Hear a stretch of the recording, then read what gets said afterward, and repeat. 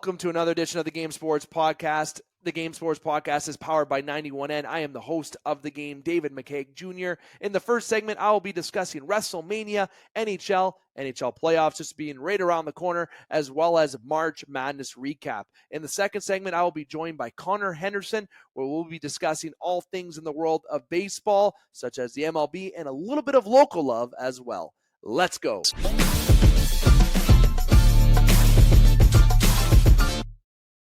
Booyah, and it's time for the Game Sports Podcast. It is your host, David McCaig Jr., and hoof, does it ever feel good to say those words here on the Game Sports Podcast. Booyah, I got to say it one more time. It's been a couple weeks since we've had a news podcast edition of the game, and we apologize to you, the listeners and viewers, for being away for a couple weeks. However, due to schedule conflicts, as well as other projects going on in the background for the game, and even a little bit of the battle of the flu. There's been a lot going on with the game that's had to pull us away from the show for a couple weeks. Nonetheless, we are back and get back to our consistent schedule of 1 or 2 new shows per week for you to enjoy.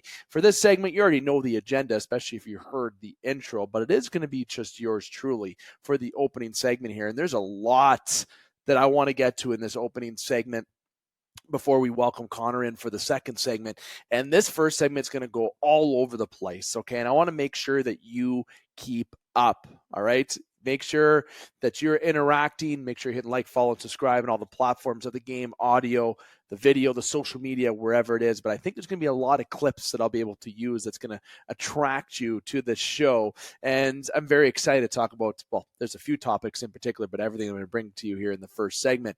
And just to remind you, the Game Sports Podcast is powered by 91N. That's 91 Network. Head on over to 91N's YouTube channel. Great content for you to enjoy on there, including the Game Sports Podcast, and that's all video podcast content. For audio, you can check us out anywhere. Nonetheless, as I said, it is just yours truly, but anyone who knows me knows that I can probably talk to myself for hours. Heck, look what I'm doing right now, looking into a camera.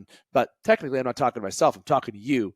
But it's kind of a different approach when you just have yourself opposed to having co-hosts or guests. It's a different approach. But here in this segment, I get to be just free with where I want to go with whatever topic, and it's just going to be my opinion that you're going to hear, all right? And I want to go to WrestleMania first, all right? I'm a little upset about one thing, and that one thing is, not regards to WrestleMania, I ordered a Undisputed Championship belt, okay? And I was expecting it to be in today, so I could have had it on during this segment. And I plan when I get that, I'm going to be wearing that belt every time we talk about the WWE here on the game, because I'm going to be so excited for that belt. But let me tell you, I know one person that is very excited about their belt, and that is Cody Rhodes, okay? Cody Rhodes defeated Roman Reigns in night 2 of WrestleMania. And every year I watch WrestleMania. I try to get in touch with the Rumble. There's a lot of games you can play with your friends when it comes to the Royal Rumble. The WrestleMania is the event that I ensure that I attempt to watch each year. That is the meat and potatoes for the WWE. That is where a lot of the big events happen of the year, the big matches.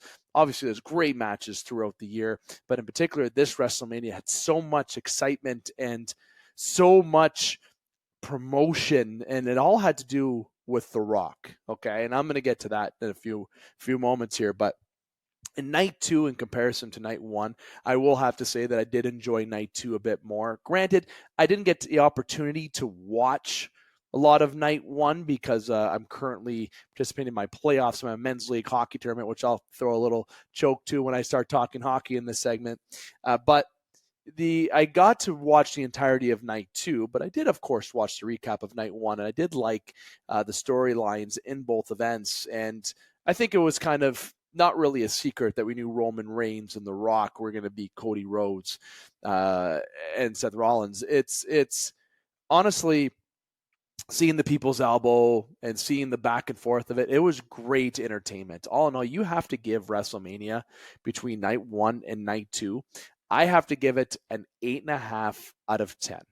Okay. And a big thing where I'm leaning towards, well, an 8.5, okay, is because I feel like the matches could have had a little bit more into it, in particular with the main event with Rhodes and with Roman Reigns, that it could have had a bit more consistent action, where at the beginning there was a lot of it was slow, right? A little bit slower. I have to give it an 8.5 out of 10. That is, and I'm thinking that maybe that's a little bit too critique. I know there's a lot of people who think it's going to be a 10. There's going to be people who believe it's a 9. People who think it's less. But I feel like the matches could have been a little bit more than what it was. But mainly I'm looking at the main event of night 2 that could have maybe put it to a 9.5. But truly, night 2, the main event, I think helped in my perspective propel it to an 8.5, because it was like the end game, right? It was like the Avengers end game for the WWE. You had Roman Reigns, Cody Rhodes finishing his story.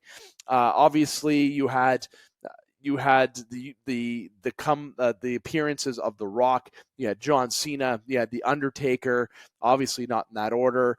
You had The Undertaker give the choke slam to The Rock. You had The Rock give the rock bottom to John Cena after John Cena does his thing. And after he gives him the rock bottom, he says, "Get that out of here," right? It pulls out the belt to get ready to hit Cody Rhodes, that he's been abusing Cody Rhodes with for the last couple weeks. And ultimately, that was so exciting to see in the match. It was so fun to see that. It was great to see the nostalgia. And I know the fans were chanting, "Thank you, Hunter." I was even saying that from my couch. I was so excited. But my predictions were, I thought Stone Cold Steve Austin was going to come out. I thought maybe Hulk Hogan would come out. Look at his, I believe he had a TikTok, if I remember correctly, but maybe that would have been a little too far-fetched. But Stone Cold Steve Austin, I think, would have been cool to have come out to, or some more wrestlers fight. But then it would have gotten to be a little too much, right? Having The Undertaker is a very interesting touch, because The Undertaker is so known for WrestleMania. It took him a number of years before he even lost at WrestleMania. There's somebody who is a legend in WWE, of course, and ultimately, there's the lights go down, the lights go off, and it just made sense maybe that it was The Undertaker. I still think Stone Cold would have been a really good touch to come out and give The Rock the stunner, and The Rock does his exaggerated flip in the air. Then maybe somebody comes out and fights Stone Cold Steve Austin, or gives him the choke slam, like maybe it's somebody else. Then The Undertaker came out. But then again, it's a little bit too much, right? Ultimately, a lot of things did occur. You had McIntyre, who you believed was going to be crowned a new champion, but then after he got a little bit conceited with CM Punk, you had Money in the Bank get cashed in. The women's championship belt with Ripley, I think her and Lynch had a very good match as well, but Ripley is just absolutely a great entertainer, and she's a great champion. The tag team match for the tag team titles were very entertaining, and it's great to see the belts that exchanged and changed hands. That's what I liked in this event. You saw new champions. You saw obviously some champions be retained, but see the championship belts mostly being moved around, right? And Zayn, see Sami Zayn win that. That was the fans are rooting for him. The commentators getting into it, and ending the reign of a longtime Intercontinental champion. So that is great to see, right? And Kevin Owens, Randy Orton, Logan Paul, that was a very entertaining match. I have to give that a plus.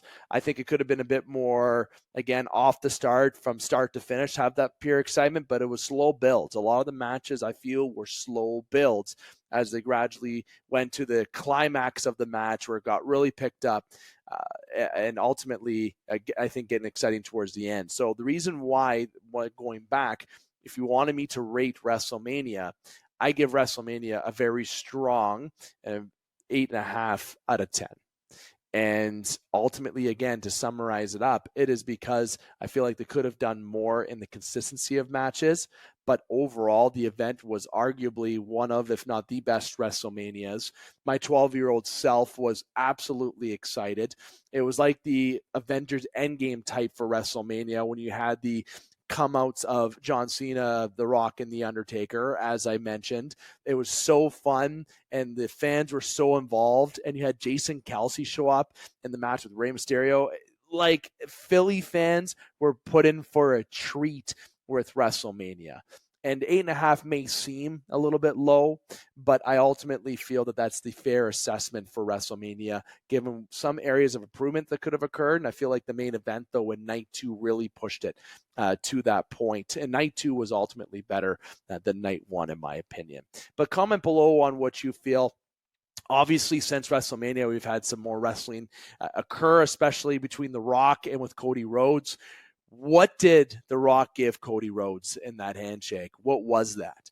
Obviously, he comes out with the People's Champ belt. He wants to hold he wants to hold Cody's belt. He's looking at Cody's belt. He's just holding the People's Champ belt, where The Rock really values because of the connections with Ali, and then gives it back and says that our story has just begun. Look, I'm going to start saying it right now. Cody Rhodes, The Rock, next WrestleMania, book it. There'll be a title match there, and it's going to be a very electric matchup, and maybe Roman Reigns doesn't show up there. Maybe Stone Cold shows up at that one. I think Hunter, Triple H, is really diving into the Attitude Era, which is very exciting to see. I love it. That's where you can attract my generation, if not a little bit older. You can start getting us back into that. And if you start having The Rock, The Undertaker, these people make their surprise appearances, you can probably get that more of a buy-in. And ultimately, we know it's fake, right? Let's just say it how it is. We know that wrestling is real, but let's appreciate the athleticism that these individuals have, doing the flips, doing the moves that they do. It is not easy being a professional wrestler. Doesn't matter if it's scripted or not. If you consider it a TV show or a movie, whatever way you want to go, it is entertainment at its finest, and we are seeing it at a prime, and it was at a prime. And that's not a thumbs up towards Logan Paul's drink. I'm just saying we're seeing it at a prime with a lot of these athletes. Randy Orton still looking in terrific shape. I think The Rock, despite how he had some criticism with him being in shape, the man's in shape, okay? He's in freakishly good shape. Roman Reigns, longtime champion. You got to give a round of applause to that, despite how you feel what a story is. He was a terrific champion, and for a long time, a champion, and a lot of names that he was in company with, such as Hulk Hogan and so on. So he was at a different level, and Cody Rhodes, I think people knew that this was going to be his time to win, and the way that they did that match was perfect. I just wish it was a little bit more excitement right from the start. I feel like Roman Reigns playing with him a little bit and taking it slow and getting conceited. Nah, I want to keep seeing the action. I want them to be getting fully involved with everything right from start to finish. But again, these are men that are in the ring for a fairly long period of time, that are performing and doing these moves and try to do it safely, but also trying to perform. It would get tiring. So there's that aspect that we got to watch. And I know I just went a little bit longer with what I wanted to for WrestleMania, but again, in summary, 8.5 out of 10 for WrestleMania for me. I think it was one of, if not the best WrestleManias, which maybe you may think my score is a little bit low, but nonetheless, I believe it's a fair assessment. And night 1, night 2, that's everything all combined. Overall, 2 great nights of entertainment was provided by WrestleMania. And again, I'd like the fans say thank you, Hunter. And with The Rock and Cody having this little teaser saying that The Rock's going away for a while, but he's going to be back, and the story has just begun for him and Cody. It's going to allow fans to now wait anxiously for The Rock's next return all of a sudden, and for the next story to begin with The Rock and Cody, because it seems like The Rock is invested in getting committed back to wrestling, and that's great to bring back some of that Attitude Era so we can attract my age group and older.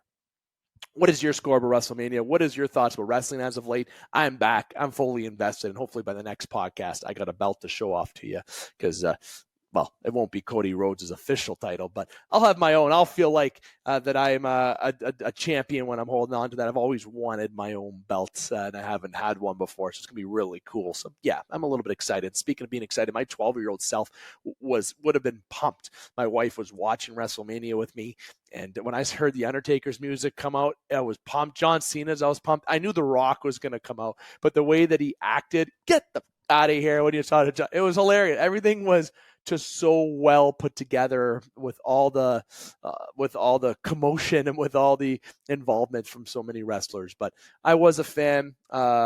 of the Logan Paul match, of course, and Cody Rhodes and Roman Reigns match. Those are my two favorite matches of the weekend, of course, next to the tag team match between Rollins, Rhodes, and The Rock and Roman Reigns. Let me know what you think about WrestleMania. Let me know what you think's next, and especially for Cody Rhodes. Is he going to have that title for a long time, or you think that it's going to be stripped from him early and he's going to have to battle back to get it? I think Rhodes is going to be a champion for at least a year. I think you're going to see him hold that title at least till next WrestleMania, where maybe he does retain it, maybe he doesn't. Only time will tell. Very exciting stuff. I'm going to take a breather, and as I sit here, take a nice little sip of my usual show beverage. I'm going to go to the NHL. There's a few topics that I wanted to press on before we go to a brief break, and then I welcome Connor onto the podcast here.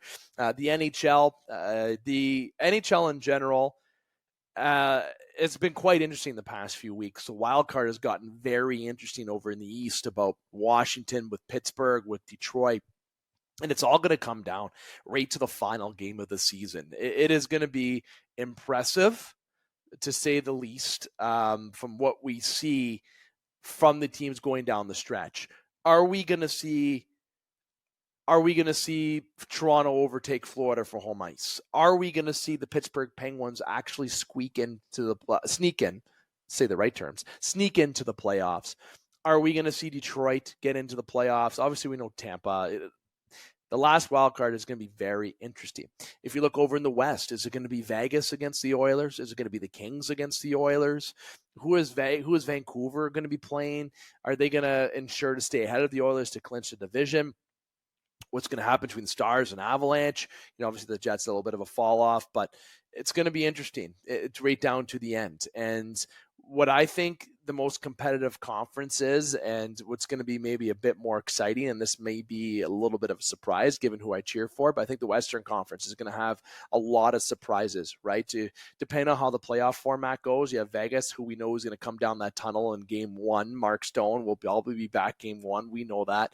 And Vegas is going to activate their players, and they're going to have their official roster that they corrupted around and worked around the LTIR rule. The Oilers might be in tough. I'm thinking if I'm the Oilers, you don't want Vegas in that first round. Maybe it is good to beat them, but it doesn't matter who you play. But you know the Kings, you know how they play. You've beat them before. Maybe there's that edge, and then you can be prepped for a round two matchup maybe against Vegas. Because if Vancouver has to play Vegas, it's going to be tough. I do hope that it is Vancouver that goes on, and truly, I don't think Vancouver's a bust. I don't think this is a team that's going to be out in the first round. Do I think they're a Stanley Cup team? No, I do not. I'm sorry. When I look at them and I see them comparison to Colorado, 7-game series against Dallas or Edmonton, I feel like it can go either way. But there's something about Colorado that just seems like when Nate Dogg is going to be on his game, he's going to be something special, and Colorado is going to be something special. And they're very, very well built on the back end with some good, consistent goaltending. So I feel like Colorado's got to be the favorite coming out of the West. But it's going to be, I think, a more entertaining playoffs in the Western Conference than it is in the East. I hope I'm wrong because I am a Toronto fan. I hope that if I am wrong, that I'm wrong because the Leafs made it exciting over there in the Eastern side. But the East, look, I've talked about this on this podcast for a number of years. And of course, if you're listening to this podcast, you probably already are a fan of the Spit and Chicklets podcast. And you probably listened to Ryan Whitney and Paul Bissonnette talk about it, where they wish they had a different format. And I've said it on this show for many years. I know they've talked about it before. I know that Biz and Witt have their dream about a 1-16 seed matchup for the playoffs, which we know which will never happen. That's my dream too. But would I like to see everything go down to 1-8? Absolutely. I know the intention of why they did it this way, for rivalry building, for just kind of a change in the format. I don't agree with it. I truly think that if you are first in the NHL, first in your conference, whatever it may be, you should be playing the quote-unquote weaker team that gets into the playoffs. That's the reward that you have for the season. Or nonetheless, why does it matter if you win a division? Who cares? Who cares if you finish second or third, even if you want home ice or not? Who gives a shit? You just want to get into the playoffs, and you just want to make it, because either way, you're going to be playing against someone who is absolutely gross, especially if you're in the Atlantic. If it's Toronto against Florida, if you're Toronto against Boston, if you're Toronto against Tampa, it doesn't matter. Boston has to probably play the Tampa Bay Lightning. It's looking like in the first round, pretty sure it's going to be the Tampa Bay Lightning, barring any leaps over the Toronto Maple Leafs or Florida or vice versa, or something happening. But Tampa's been hot. You think Boston wants to go up against Tampa in the first round? You think they'd rather go up against Pittsburgh, Washington, Philly, or the Islanders? But if you're at it from a Toronto fan, who cares? You got to beat teams to get there anyways, right? But think about this. The Florida Panthers last year, getting as a wild card team, they beat Boston. After they beat Boston, they beat Toronto. After they beat Toronto, they beat Carolina. Sweep Carolina, actually. The only team that got swept, Carolina. Just thought I'd say that. Sorry, Carolina fans. You get to the Stanley Cup final, and for some reason, Bobrovsky isn't the same. You have that little bit of a break in between. Then you're playing the West. And let's just say it. I think Vegas had an easier road in terms of roughness. In terms of being more prepped for the finals, I think, and that can go both ways. You can take it that they had an easier road or a hard road. But Florida, at the end of the day, was in a different situation after that layoff in between, and they just couldn't compete with the playoff performance that Vegas had. They were likely probably exhausted coming out of the East. I don't care if you sweep the Carolina Hurricanes. Those weren't easy games for Florida to win. Those were tough games. Every game was tough, especially that 7-game series against Boston. That doesn't matter if they played Toronto in 5 games, though. That was still a tough series. I think Toronto played Florida tough, despite what the outcome was. And I think, even though it was a sweep, I think Carolina played Florida pretty tough. Either way, whatever conference you come out of this year, those teams are going to be exhausted. And that ability to be in shape and take care of yourself to not get injured is going to be imperative for each team that gets out of their respective conference to the Stanley Cup Finals. I'm talking a little bit of the playoffs here, getting to you a little bit preview for the playoffs as we get set for playoff time. It's so exciting. It can go any way. As I said, I wanted to make sure that there was discussion about the playoffs and the playoff round near the corner. And when Dan and Alex are able, and potentially Justin, are able to join me before our playoff preview show, we'll get into more discussion. But ultimately, there's been a lot of news when it comes around the National Hockey League, especially today. And if you want to go back and listen to one of my clips that I discussed, feel free to do so, because I did discuss relocation. And in one of those relocations, I discussed a couple teams. I mentioned Houston, I said Kansas City, but there's one team that I said, and one city, that would get a team, and that is Utah.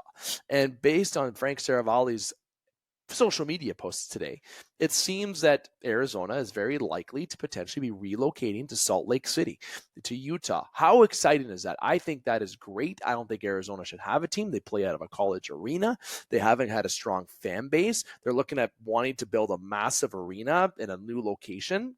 Are you gonna get fans all of a sudden? Are fans gonna come to these games? Are these games all of a sudden, despite if you ice a team that's strong and competitive or not? Obviously in the playoffs they were selling out pretty good, but still season, they don't make the money. And there's no that interest, I think, in Arizona has done. It's completed. It's time to move the team. I think Salt Lake City is a terrific place and a terrific starting point for a relocation. Also, in terms of that, we have heard that potentially there could be expansion to 34 teams. So if Arizona moves to Utah, that still remains at 32 teams. That means 2 more cities are likely to be expanded into the National Hockey League in the very near future. And cities stories that I've mentioned, Houston and Kansas City, I feel like that's a fit. Ultimately, though, we shouldn't even be starting a conversation without mentioning another Canadian team. And no, not Hamilton. Not Hamilton. I have said this before. It needs to be Quebec City. I think that's a good spot. Or heck, I think they should try to look at Halifax. There's a lot of doubts in Winnipeg because of them being a bit smaller of a city for a national hockey team. Think of it over in the East Coast. I think that there's an opportunity to attract that side of Canada. The travel cost, maybe a little bit more than some teams, but you can still play them on the East Coast. A team in Halifax. Why not another Canadian team? You know that team's going to get more bums in seats than likely the Florida Panthers do. Sorry, Florida. And, of course, to the Arizona Coyotes and some teams that are already at the bottom. I think that's a start. Would they do it? I don't know. They would need to build a rink. I think there needs to be some more process to that. But it seems like ultimately that we are going to see another team in the National Hockey League from a relocation standpoint. That's Arizona to Salt Lake. Not confirmed. It might change tomorrow. It might change right now in the event that when I'm recording. But ultimately, we are going to see a team, it looks like, join the National Hockey League based on a relocation. That's Arizona to Utah. Let me know what you think. I'll tell you what I think very simply. Utah, hell yeah, I want to see it. I think it's a great idea. I think they have a great plan. I think they will get a good fan base. And ultimately, anything is better than playing Arizona. And I'm sorry, Arizona fans, you've had the opportunity. It hasn't worked out. Let's move on. Things, I think, will be on the better side in Utah. We won't be doing a redraft today because I'm not going to do a redraft by myself. I don't really think that's necessary. With our last redraft, which is on our recent social media post, you can check that out on TikTok, Instagram, Facebook, is the 1987 NHL redraft, the year that Sidney Crosby was born. So you can check that out and give us your feedback. We'll be doing a redraft at the next segment of the Game Sports podcast. And of course, on this recording, we are recording on April the 10th. So that is a Wednesday. This will be released on Thursday. So there might be some news that I'm off on. And if I am, I do apologize. I hope that isn't the case. But ultimately, we will have a show next week. We do plan to have one on Monday and or Wednesday next week. For the time being, for the remaining month of April, we are going to remain at one new show a week. As we look to approaching the playoffs and things occur more, we will go back to 2 shows a week. But as summer approaches, we will going back to 1 show a week with also special edition uploads on top of that, where a lot of our special edition shows are uploaded in the spring and summertime going into the fall. Speaking of special edition shows, our next one's with Rod Black. You don't want to miss that. Look, he is fantastic and friend of the show, friend of me, of mine, and with Brooksy. Terry Ryan had a picture with him on social media. And I had to share some of my comments on that. It was great to see 2 friends of the Game Sports podcast upload a picture. And Rod Black is going to be a fantastic show. You definitely don't want to miss it. A lot of memories that he has from the booth that will be out next week. That will be with Rod Black. I've talked hockey. I kept it very simple with the hockey discussion. I want to go to one more segment before I bring in Connor and wrap up my points. My thumbs up. Okay, I'm going to do a thumbs up. I haven't done this in a couple years. Obviously, Scott and I used to do a thumbs up segment. Scott, myself, EJ, and Butch used to do a thumbs up segment at the end of the show. And I want to bring this back just because it's me here. And I want to bring a few thumbs up. I'm going to go with 2 hands, but it's going to have multiple topics. Number 1, the March Madness. I think the storylines in the March Madness were great. Zach Edey, the storylines that guy took Purdue to the final. He was an absolute stud in the March Madness tournament. The kid is a stud. UConn obviously getting the win over Purdue, and UConn's just looking like a unbeatable school program right now. They're looking solid. Things are still looking good from a future standpoint. They've won back. They've won. They beat Purdue. I thought obviously this year I was siding with EJ. I thought Houston, this was their year to do it. But I got to say, I'm a Duke fan, and to see Duke do what they did, I thought it was very, very impressive. NC State, you can't take that away for what they did, but ultimately March Madness going to, for the female side, South Carolina. For the male side, you got UConn. But Purdue with Zach Edey getting the loss. The guy was just an absolute stud in the game. Caitlin Clark over in the female side losing with Iowa. Absolute stud, declaring for the draft. She's going to be in the WNBA. She's going to be, I'm going to say right now, she's going to be the greatest female basketball player of all time. I'm going to say that right now. When she's done playing, we're going to say that about her. She is unbelievable, and they're going to be retiring her number in Iowa, number 22, and the season just completed. Okay, that's got to be one of the quickest turnarounds for a jersey retirement, and it's well deserved. So thumbs up March Madness, thumbs up Zach Edey and Caitlin Clark, and I guess I should give double thumbs up to UConn and, of course, to South Carolina for pulling off the win there at March Madness. What a great tournament. My bracket was completely wrong after the first day, and obviously EJ's predictions were incorrect. But I got to also give a little round of applause, not thumbs up, to the program I cheer for. Duke, it was a great step forward. I didn't think they'd go as far as it did, despite the seed that they had. I thought maybe it was another couple years away before we start looking at the Elite Eight, final, that type of area. But obviously, when you lost to NC State, kind of a little bit of a wake up there. But NC State was a little Cinderella story for you to see to a degree. And overall, great to see. So I got to give a extra kudos, a little bit of bias to the Duke Blue Devils team that I cheer for.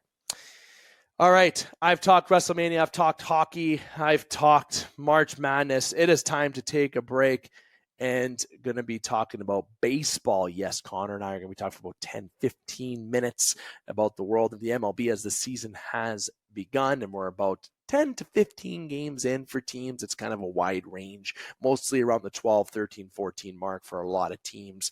And there's been some interesting storylines up to this current point, but the season obviously is still very early, and there's a lot of games to go. For some teams, 150, some teams 148, 147, lots of baseball to be played, and there'll be a lot to talk about throughout the year, but we want to make sure that as we have new shows that we have Connor and myself bring you that baseball content regularly. Now, I didn't forget, and I know there's some people that may be tuning into seeing if I hear this part, so I may as well say it. I do play men's league hockey. And the men's league team that I'm on, before I get into bringing Connor, so I apologize if you expected I was going to take a break and give you 60 seconds of something that you may like to hear in the world of hockey. Yours truly still does play hockey, of course, and 32 years old, been playing hockey after my junior days ever since I stopped playing, because I obviously can't stop playing when you stop, or when you play it your whole life. And I play in a league in Sault Ste. Marie, Ontario called the Mares. And we play in the open division, and it's a very competitive division, very good amount of hockey players in that division. Every team has players that has played junior, college, maybe not even, but are still very good hockey players. There's some ex-pros, ex-OHLers. It's very, very wide range. And yours truly actually plays with Brendan Brooks, who's on the Game Sports podcast, the special edition shows for the most part. But this tournament, the team that we play for, we averaged about 5 or 6 guys a night. That's what we got in our games. And we won 3 games all year, and we got absolutely spanked in every game. Spanked. Like, some games were close, but for the most part, they were not close. It was a tough season to grind. Now, in this tournament, we finished our round robin today. Yeah, we finished 2-2-1. Yes, there was a tie. Very interesting 0-0 tie. It was fantastic. Men's league game finishing 0-0. Can't get any better than that, but we did lose our last round robin game today. For the last 4 games, yours truly has been playing defense. Yes, I played forward. Anybody that knows me playing D is, you would never have thought that. But for some reason, I think I channeled my inner Brian McCabe. There's a little nostalgia for you. And getting some points on the blue line, playing some D, playing well at it. Until today. I was told that as I was making jokes in the locker room, I got walked about 3 times today, mostly because I was watching the puck and kind of just got walked around. And when they dangled me, one guy went top shed backhand. The other guy deked out the goaltender. The other one, the guy he just buried it. It was just a nice shot. So I got walked, and I kind of had a wake-up call that, you know what, despite how well I feel like I played on D, today I realized that I'm not a defenseman. It was quite embarrassing on my end. So I was told that I should make this episode called I Got Walked. I won't be doing that. As you'll see in the title, I think, well, maybe I will. If I did do it, then you know that I changed my mind, but no, I don't think I should do that. This is not about that game. But I'm sure that me telling the story about me playing defense in men's league and how good my team has turned around its season. Look, if you're on a men's league team and you're just about to hit your tournament, end of season tournament, if you've had a bad year, look, anything can happen. Okay. My team that I'm with is currently going to semis. We play tomorrow in the semis against a very good team. The final 4 teams are obviously very good. It's going to be a challenge, and it's overall going to be good hockey. But if you played competitive hockey, I do hope that you're still playing, and hopefully you're one of those guys that the boys need you to go on D, you go on D and you sacrifice it. Especially in the end of the year tournament. Look, all for the marbles to the win, right? You got to have that pride. You got to be known that you won the Mares. If you're in Sault Ste. Marie, that's the old little running joke. But ultimately, always be a team guy. That's my message for the day. But hopefully next game, I'm back up front. Because today, there was a very, very big eye-opener that despite what the success I've had the past few games, it's time for me to move back up to the offense. I think I got walked. That took me more than 60 seconds. So it's almost a minute and a half, 2 minutes. I'm going to take my break now and a little sip of my beverage, and then Connor's going to be joining yours truly here on the Game Sports Podcast to talk a little baseball. Don't go anywhere. Welcome back to the Game Sports Podcast. I am joined by Connor Henderson, the man, the myth, the legend, the rookie of the year. If you know, you know. Connor Henderson, my friend. Feels good to say your name. It feels good to have you on here today. It's been a couple weeks, as I talked about at the beginning, since we have had a news show, and you were involved in our recent news show. So that shows it's been a few weeks, absolutely. So welcome to tonight's show, and we're happy that you're here to talk a little bit of baseball with us today. Yeah, it's good to be back, Dave. And we've got the start of the regular season well underway now. We're about 10 or 11 games in for most teams, and we've got a lot to chat about. So I'm looking forward to sneaking this segment in here right before we all get ready for bed. It's getting late at night. It is. We are recording a little bit late here on the game. That's because of yours truly's hockey, and also because I dragged the other segment on a little bit longer. But again, we are recording a little bit late, but lots of baseball to get into. And it's kind of challenging, Connor, to be honest, to talk about baseball day in and day out, right? Unless you're talking about it the morning of, then the next morning of, then the next morning of, right?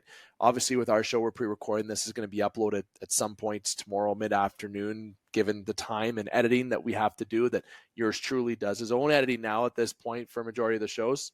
Spoiler alert for everybody. No, I will not edit your stuff. I'll help you, though.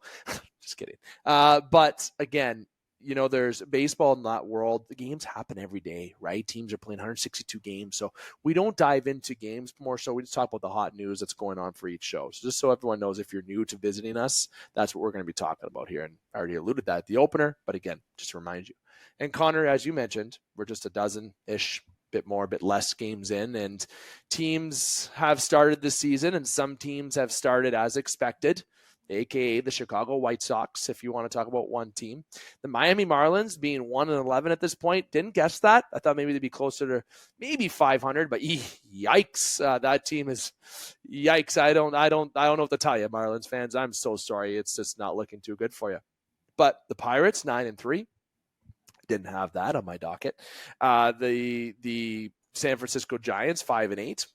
Maybe I had that on my docket. They got Rockies being 3-10. I absolutely had that on my docket. The Dodgers being 10-5. I thought they'd be actually probably perfect record. I thought they'd be 15-0 at this current point, not 10-5. If you're looking over at the AL, the Yankees 10-2. Really dislike saying that at this current point, but they're good. Their top five of their lineup is absolutely gross.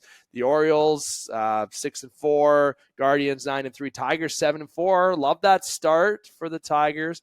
The obviously the American League West, seeing the Astros at the bottom, gotta love it for a team that's been good the last few years. Time to maybe start being on the other side of things. But Connor, it's been a hot and cold start and a mess start for a lot of teams. And if you're a Blue Jays fan, or if you are a Tigers fan, I think if you're a Tigers fan, you're happy at this point that you're in this position. If you're a Jays fan, you're like, here we go again. A season of where you don't know if it's going to be up, down, and it's only 13 games in at this current point of recording. People, hold the brakes. Okay, there's still a lot of baseball to be played, but Connor, it's always important to be hot out of the gate. And your Tigers, they're roaring, if you will, out of the gate.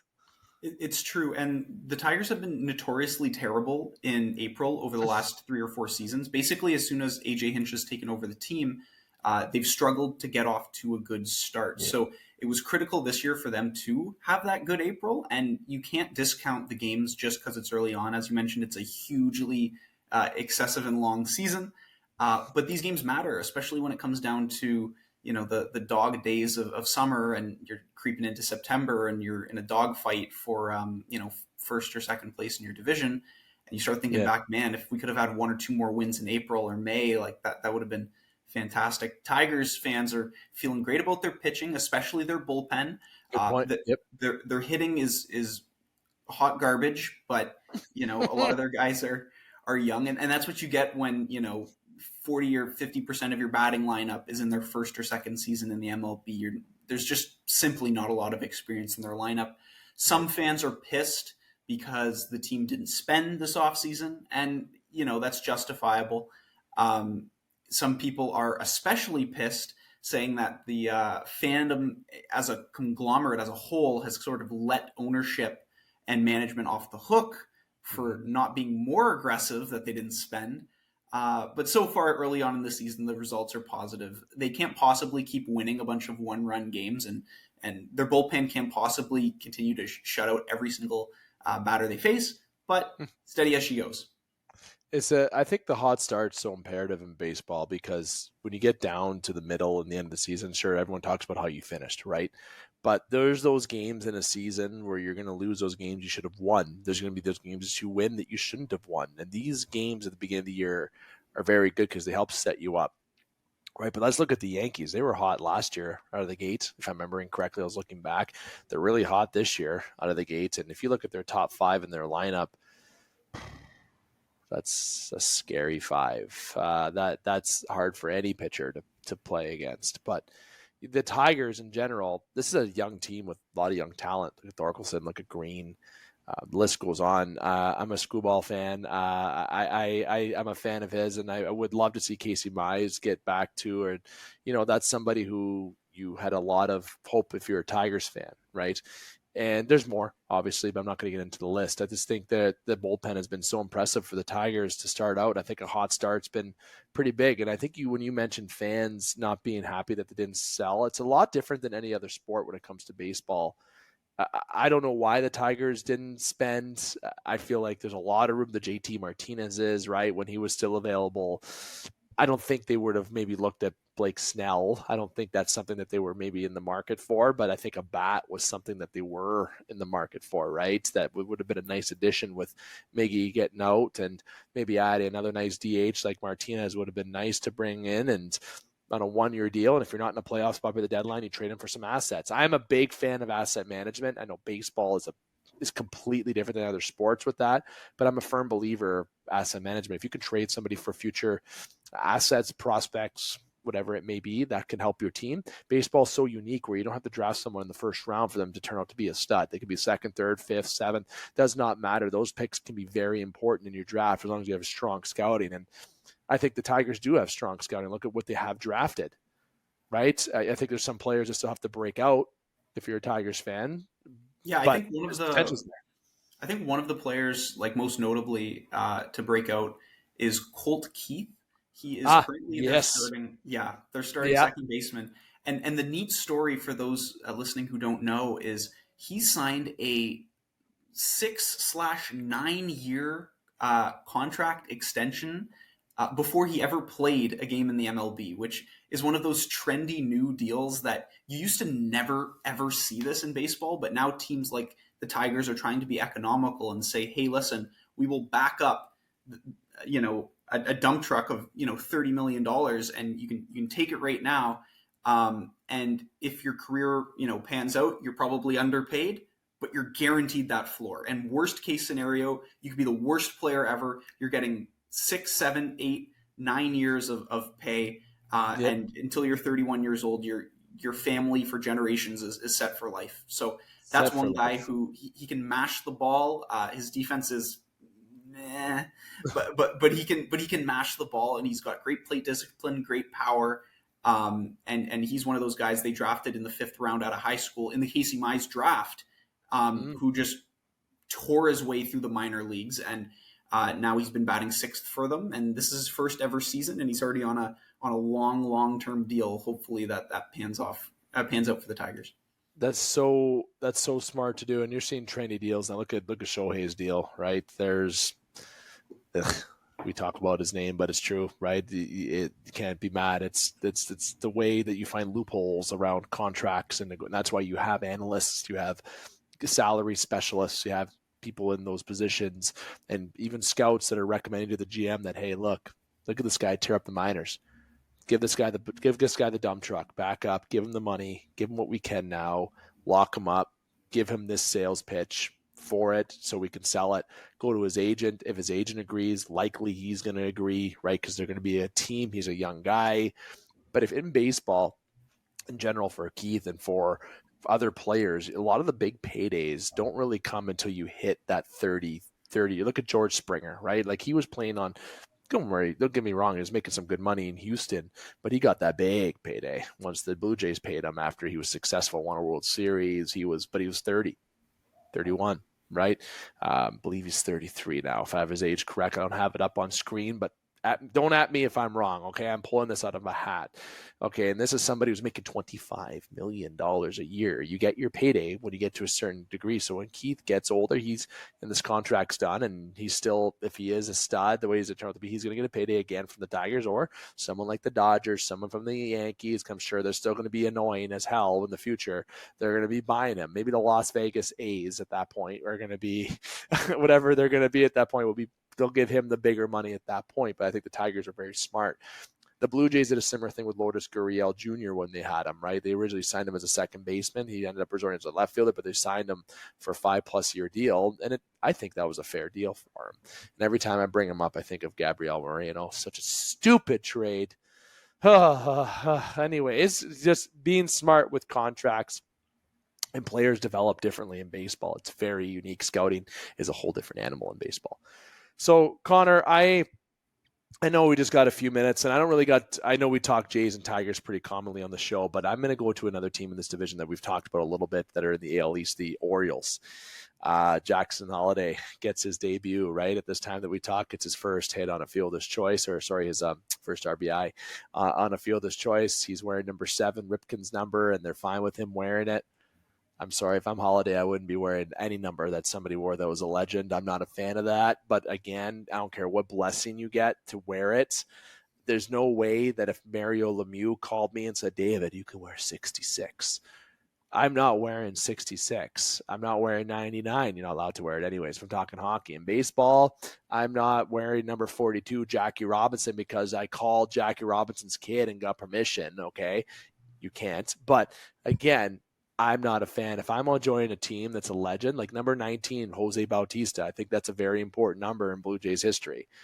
A lot of moments in Toronto. I don't think anyone should wear 19 with the Blue Jays. No one is. But if I'm a baseball player, I wouldn't go wear 19 with the Toronto Blue Jays. Okay, it's just a thing you don't do. Jackson Holliday is a phenom. He's going to be a stud, and the Orioles are going to be so annoying in the next few years with Connor's cousin that I say it's not Gunnar Henderson, but Jackson Holliday, Colton Cowser. I'm already forgetting a few names. Adley Rutsch. Okay, can't forget about Adley. Like they're going to be gross. They're winning a World Series. They're winning more than one World Series, that team. But wearing number 7, Connor, I got to tell you, no. Should have 77 maybe? Maybe you could have went with 77 or just any other number that nobody has. I feel like you got to be a pretty big name. I know Jackson is a phenom. I get it, but I feel like wearing number 7 isn't the right choice. But you got to admit the Orioles, despite being 6-4 at this point when we're talking, this team's going to get hot soon, and they got a very exciting young team. It's hard to dislike this team. It's really hard because of what they have. Yeah, they're fully loaded, and they're young and they're good. It's a deadly combination. My dad trained me in the Cal Ripken way growing up. That was the coaching school that he beat into me as a young child, metaphorically, like with ground balls and hitting stances, not. Yeah, so it was a lot of love going out there that way. But yeah, no, it's an exciting team to watch. I just realized the jersey number scandal is very small in terms of the baseball scandals, and we don't really have time to dig into this right now. But maybe on our next show we can see if there's any more developments, since all we do is talk about scandals on this. To the Shohei Ohtani, your best friend, and the gambling scandal. We'll maybe dig into the investigations on that.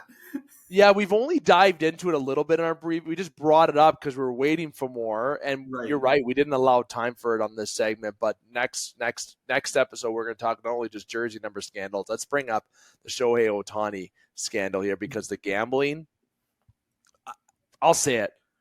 He's in the wrong. Shohei did something in the wrong, and Shohei should be suspended too, pending investigation. I said it. I know you're guilty. You're innocent until proven guilty, right? That's the thing. But at the same time, pending investigation. There's no way, Connor, that he had no idea money was coming out of his bank account. I know we don't have the time, but there's. I'm sorry. We'll leave it at that. But we'll definitely next week or the week after when we have you on, we'll continue it. Dave, this our baseball segment is just going to turn into like a true crime baseball podcast. All right. Like from now on, we're doing steroids. We're doing gambling. That's it. All right. The biggest upset that upsets me in baseball is Pete Rose, how he's not in the Hall of Fame. That does upset me. I know I'm not alone with that. I know I'm not alone with the Pete Rose stuff. But the last thing I want to say, Con, before we give a little bit of love to local thing, I want to give a thumbs up, and I think you'll agree, to the Pittsburgh Pirates. Hot start, 9-3. McCutcheon's looking like a little younger. They got a lot of young talent on that team. I'm an O'Neill Cruz fan. The guy's a beast. That guy can hit bombs. That guy can hit from Pennsylvania, and I'll see it in my backyard. Key Brian Hayes, that guy in the field is platinum level. That third baseman skill, plus he gets on base. He's a strong hitter. You got to give credit to the Pirates. I don't know if they're going to sustain this. I didn't see them being the team to do so, but it's good to see a team that's usually dog shit. Sorry, going to say it. There's the swear, first swear of the segment, and the only, I promise you. But the Pirates, you got to give them credit, Connor. Got to give them credit. They're looking hot out of the gate, just like the Tigers looking hot. Still a lot of baseball left. Look, 140 plus games to go. Okay, they can lose every game up too, but this is a good start for them. No, absolutely. Got to enjoy it while it lasts. You know what I mean? We'll see how long they can sustain, but it's fun to see. Will the Marlins lose 150 games this year? Yes. Yeah. Yeah, they're on track. They're on track to lose 155 games. I say they do it. Over or under? Let us know below. Over under Marlins losing 120. I have faith. They just have. If they believe in themselves, they can do it. They can lose 120, make me and Connor very happy. Do you think the Marlins will lose 120 games more or less? Comment below. Interaction on TikTok is great. We love it here on the Game Sports Podcast and Instagram and all social medias. But don't hesitate to hit that follow if you're doing it. Connor, I want to get to a little bit of love before we wrap up because I know we're a couple minutes over. Local baseball. We don't go into too much local here. It's what we do. We do as much as we can. We talk a mix.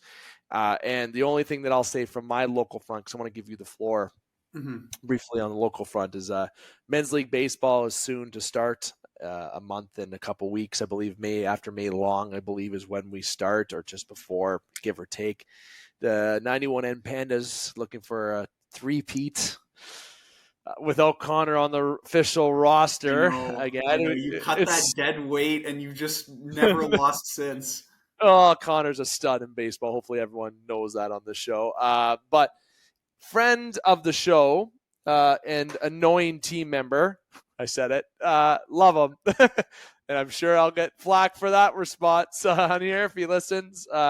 Jokes aside, he's a very good baseball player. His name's Ashley Hoff. Got to give him credit where it's due. He is very good at baseball, despite how he likes to chirp and get under people's skin. He bought a sweater with our Panda logo in our chat. And in the bottom left of that logo, it's a 91N. And on the back of it, if I can put it on the screen, I will. If I can figure that out, if I have the time, I'll put it on screen for you without showing his face. I don't have his approval. It says back to back. At my wedding, this guy was yelling back to back during speeches up there. And Nathan Inch, another friend of the show and fake wrestler of the show, wrote on our wedding book, back to back on every page on the back of the page. Okay. This is Hoff's go-to here. Okay. Baseball. He got a 6 sweater. I gotta give him credit where it's due. I think that sweater's awesome. I think maybe the team should get behind that. We should have team sweaters this year. I love that. It's not in the sponsorship money, just so everyone knows. But nonetheless, baseball season is around the corner locally for men's league, and the 91N Pandas are defending their title. If you're in Sault Ste. Marie and you want to chirp us, that's great. If you join the league, great. We do have another team in the league this year. JJ Bergman, former Panda, made a team. We got another team there. We got to love it. Going to be competitive. If you're in a community that doesn't have hard ball, fast pitch, whatever way you want to call it, you should start it. It's very entertaining. Connor, I want to give you the floor with some local. I know the Black Sox have started their season, much to my surprise. I totally did not track that. It did happen, and they had some success this past couple games. Yeah, they had their first 2 games today, actually, and they're 2-0. They played against Boyne City in Michigan on an away game, set for the doubleheader, and they don't have their overagers with them yet. So some of the familiar faces that we've seen both star for the Sioux College Cougars and on a couple out-of-town college programs were not playing for them. So this was their high school-only roster that picked up these 2 wins. And they're off to a great start on the season. It's really exciting to see Mike LaBelle back at the helm for the Black Sox in the U18 program, and a couple familiar faces we'll hopefully hear from throughout the course of the year. But a great start so far.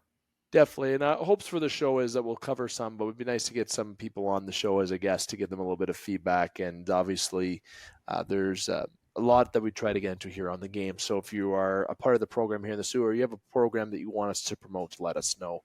We will definitely talk about it in more detail. I know we just gave it couple minutes here, but we do usually do more just with time constraints on tonight's show. Given the time of this recording, we got to be mindful of that. And Connor, speaking of the time, it is time to wrap up the show, and it's also pretty near bedtime. I'm a pretty tired lad today. I'm sure you're getting there too. It comes with the age. Nonetheless, I appreciate you taking the time. It's always a pleasure, especially in the summer. You and I get to connect more if it's weekly or bi-weekly. I know last year it was monthly. It won't be like that this year. We hope to have more of a weekly, bi-weekly, because more to talk about with baseball in the summer than there is hockey, football, and basketball. So there's a lot to talk about with baseball. So the season's just getting started. There's a lot of good storylines already, such as Jackson Holliday, Shohei Ohtani's scandal. There's a lot to get into, but we'll dive in more hopefully next week or the week after, my friend. Thanks for taking the time tonight. Thanks, Dave. Have a great night. Too. That's Connor Henderson, the one only rookie of the year. If you know, you know. If you figure it out, let me know.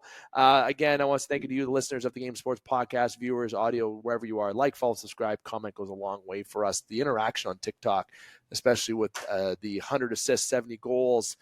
Listen, over 6,000 of you viewed that TikTok. Don't hesitate to hit follow when you view those, okay? Or maybe there was a lot of comments, but don't hesitate to put more comments, okay? Nonetheless, the Game Sports Podcast, the next episode for the game, we do plan to be next week, so keep an eye out for that. And we will have a special edition upload upcoming again as well with Rod Black, famous sportscaster, which will be very exciting for us to upload to you.